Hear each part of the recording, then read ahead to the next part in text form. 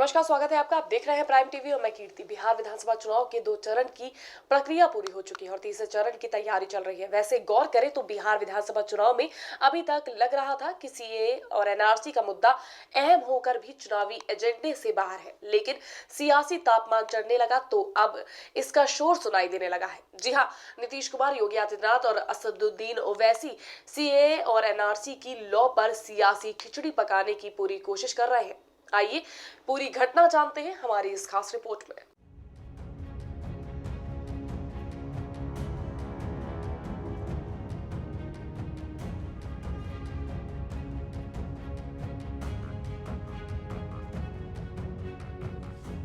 CAA और NRC का मुद्दा भारत के बड़े मुद्दों में से एक है, जिसने पूरे देश को 2 भागों में विभाजित कर दिया था।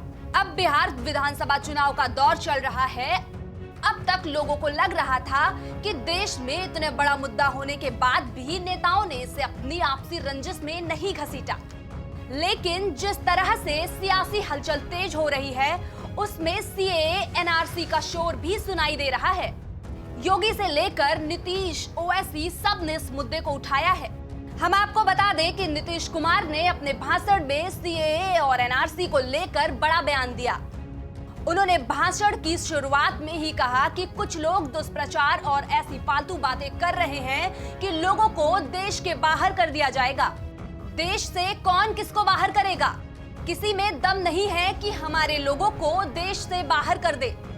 सभी लोग हिंदुस्तान के हैं, कौन बाहर करेगा? बात सीएए और एनआरसी की हो और हमारे यूपी के सीएम चुप बैठे, ऐसा तो हो ही नहीं सकता।